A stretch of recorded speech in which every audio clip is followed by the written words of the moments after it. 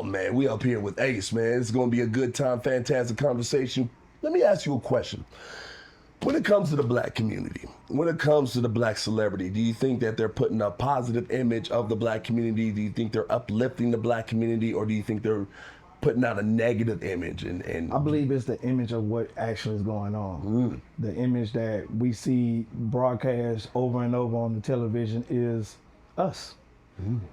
And it's too little of us to claim it's not. Come on. So once I get on there and I look at these kids and they tearing up cities, tearing up parties, shooting up everywhere they go. It's us. We can't blame nobody from 1965 about that no more.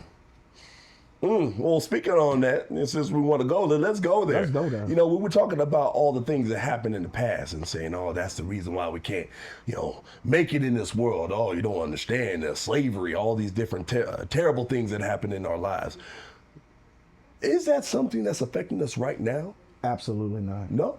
Absolutely Come on, not. baby. Break bread. I was homeless in 2019. I ate out the trash can. So when people say that you can't do things because somebody was holding you back, I found out underneath that bridge it was me. It was solely me holding myself back. And the moment I stopped holding myself back, I can honestly say within a week, I was in the house. I had a business. This was literally in a week. My first TikTok page that I ever had, I got 20,000 followers in one day of having it. My probation officer asked me, he was like, what you do for a living? And at the time, I didn't want to tell him sell dope, So I was just like, hey, I make TikToks for a living. And he was like, what's your TikTok name? Well, I cut my phone off, and when I got home, I made 16 videos. The 15th video that I made me go viral. I had 10 million views on it by the time I woke up the next morning. Oh, that's phenomenal. That is absolutely phenomenal. So are you saying that there's something to this self-accountability, self-responsibility, and personal agency? It's absolutely 100% something to self-accountability. The biggest accountability that I had in this was the stock market. Okay. The stock market taught me reality over feelings and emotions. It was taught me that I have to be able to accept and apply on the fly.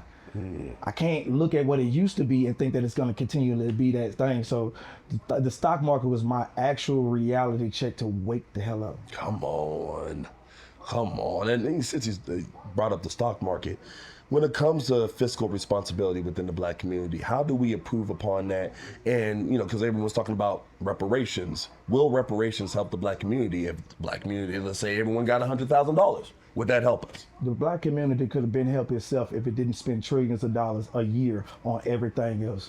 We could have been helped ourselves. Like, I go to clubs and I see kids pouring out liquor, throwing dollars.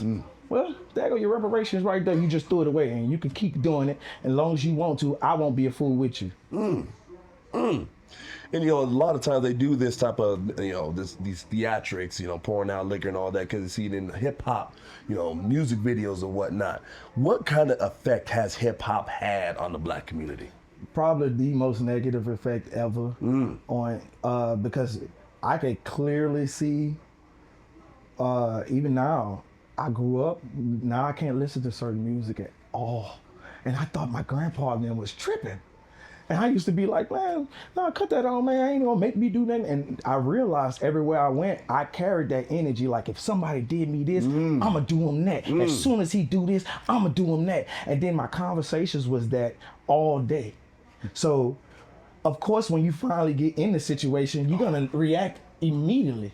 You won't have a chance to not tell yourself, hey, I don't want to do life. This is how I end up in jail, because I reacted immediately to something that literally, if I would have pulled off, I was working with Tyler Perry at the time I went to jail. Okay. And if I would have pulled off, I would have never lost that gig. There's no telling where I would have been by now. But I got a kidnapping charge for fighting. I got a kidnapping charge for fighting, bro. And the more I was like, I beat him up, and the police came chased after me. And I ran for like 2 or 3 weeks. And when they finally got me, they threw that charge out, but they gave me my probation. They gave me 5 years because I mean 8 years, because that was my time. I had to back up. They gave me my probation time instead of the charge for the thing, and that time was probably the best thing that ever happened to me. Ooh, speak to that. Speak to that.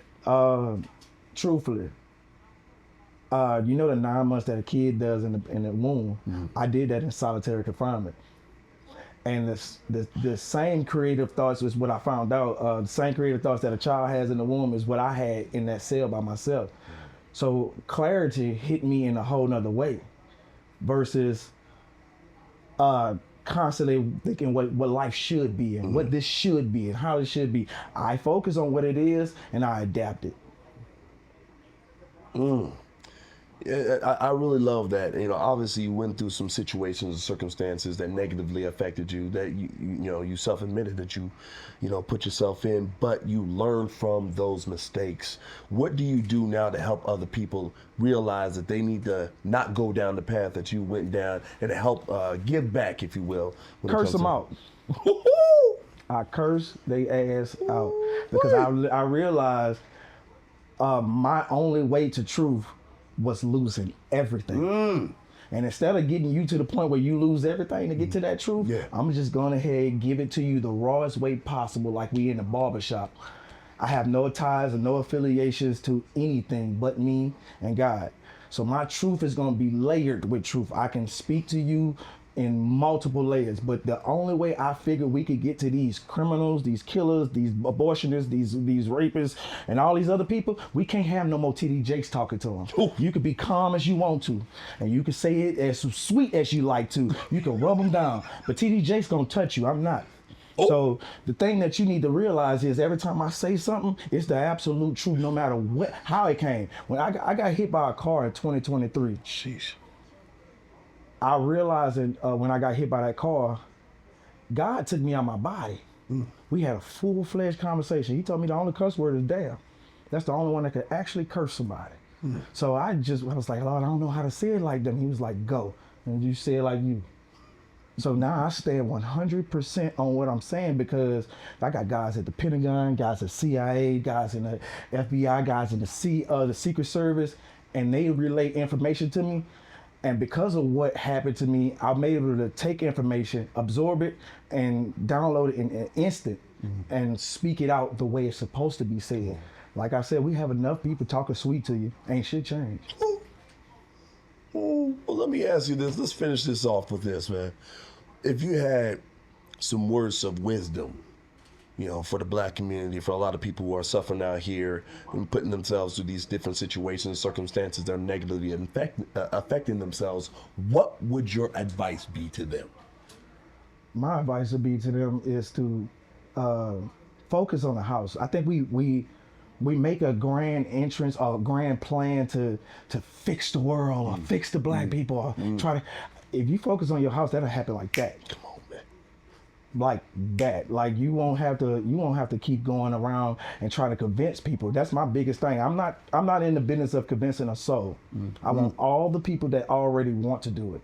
And we can move like this instead of me sitting here trying to convince you of this and this and that. Hey man, you can do this. Hey man, if you just start, well, hear me out. And I gotta talk to you in this baby tone and try to coddle your illusion and your delusion in your head. That's not me. I'm not gonna do that. There's too many people doing that. I found my own lane. I will not move out of it. God put me here. If he didn't want me to be here, he would have took me out when that car hit me at 65 miles per hour. The car had more damage than I did. That's how much God loved me.